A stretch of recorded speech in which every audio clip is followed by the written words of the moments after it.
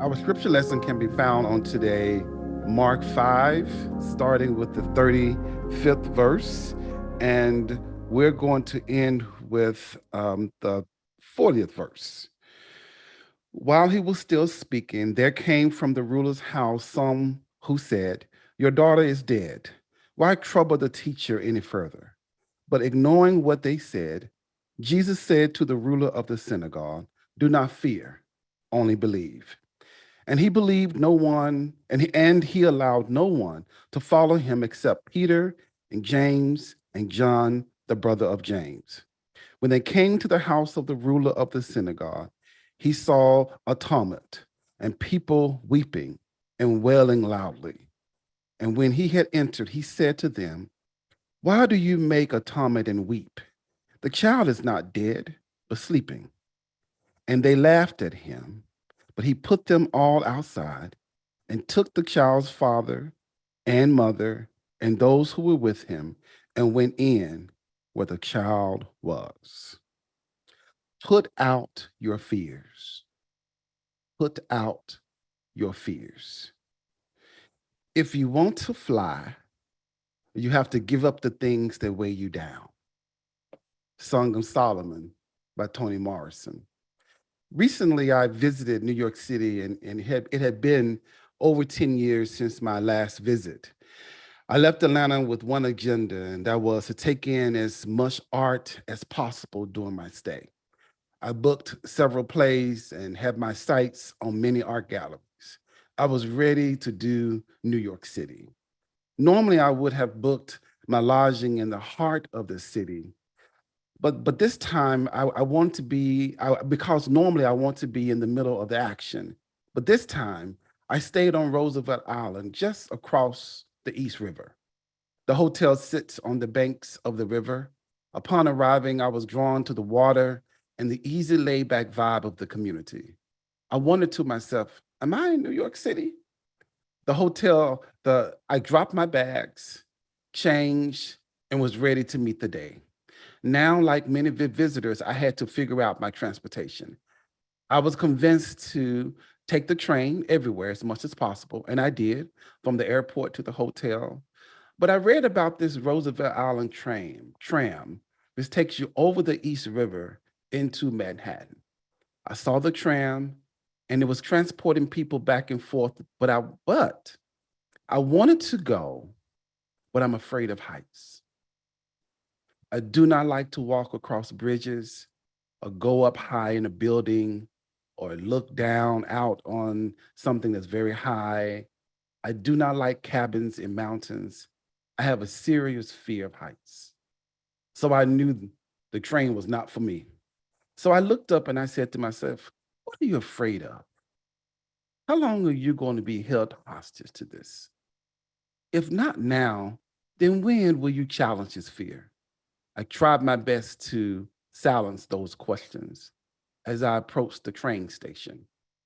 I stopped, looked up, looked around, pondered. David, do you take the comfortable route or the one less traveled?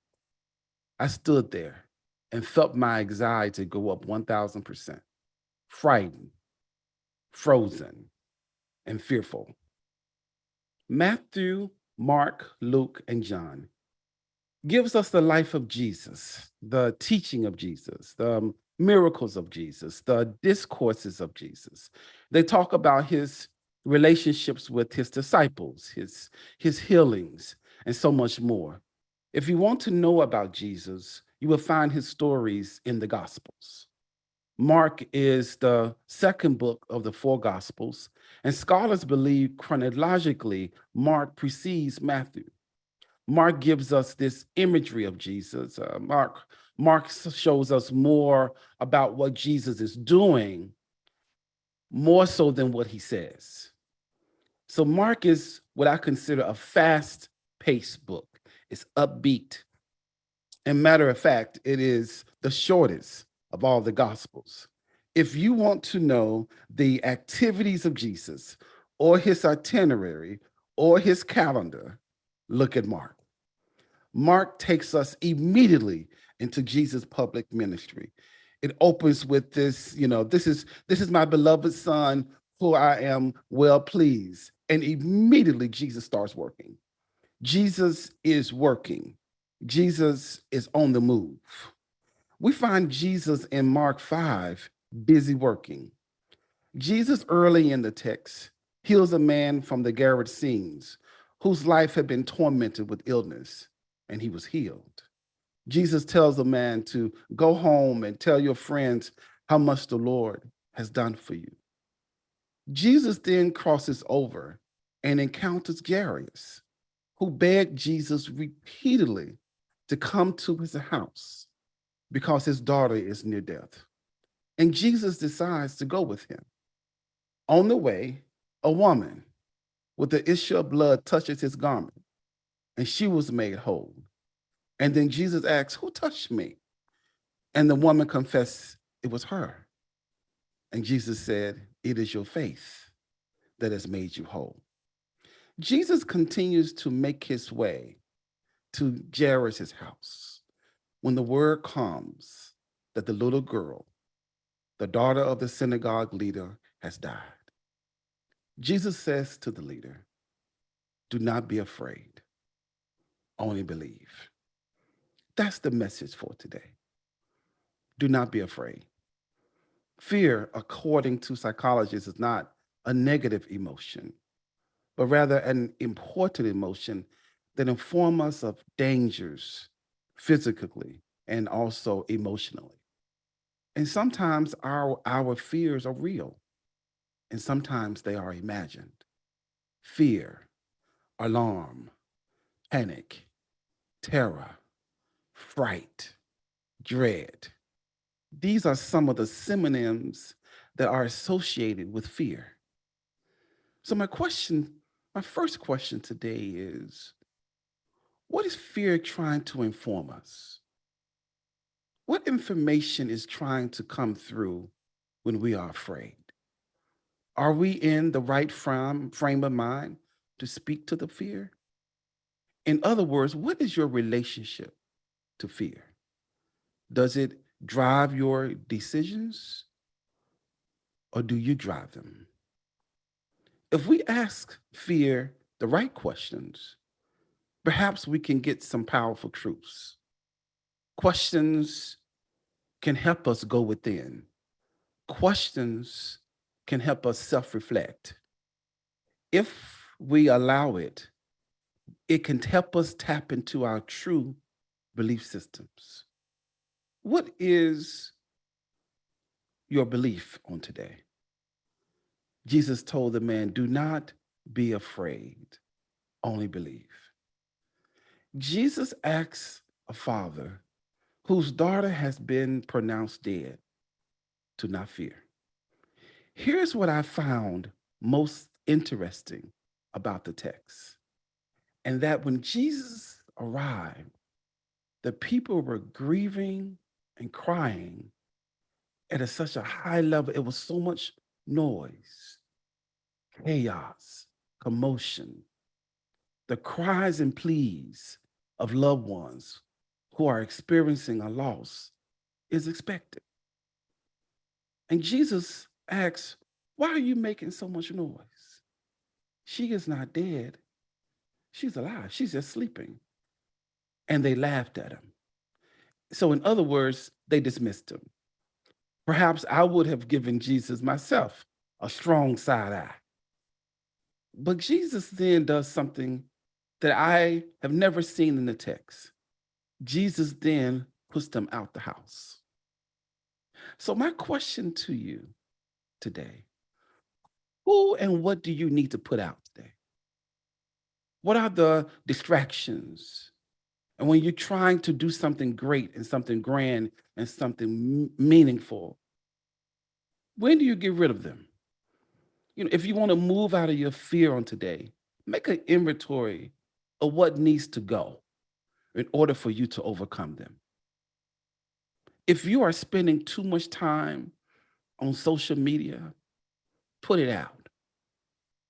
If you're talking too much when you need to be silent, put it out.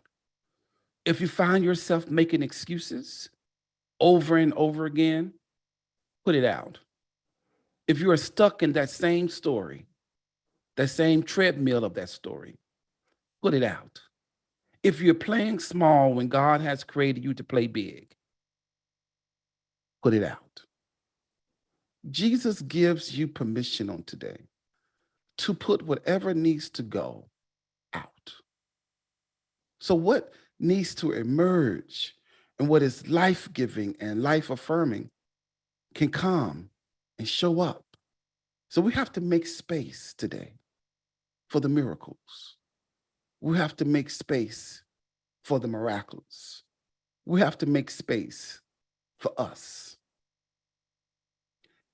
Jesus put them out. Lastly, as I stood in my fear of heights, I told myself, David, it is time for you to face your fears. Go on, get on the tram, and see what happens. I took a deep breath, walked over to the tram area, and waited for it to arrive. My anxiety level was at an all-time high. My chest was caving in, my heart rate was going up, I had sweaty palms, I couldn't calm my breath, all the signs of anxiety and fear. I took deep breaths and I said to myself, well, you have your will, you have your medical will, you have all your paperwork in order. So whatever happens, if this thing go down, you're good. You have all your legal paperwork in order. The tram came down slowly and I stepped on it. It took us up and high over the bridges slowly. And I said, David, you're fine. Do not be afraid.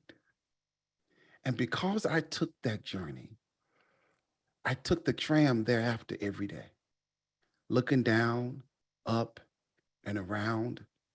And I saw the beautiful nighttime views of Manhattan up high. I put out my fears. If you want to fly, you have to give up the things that weigh you down.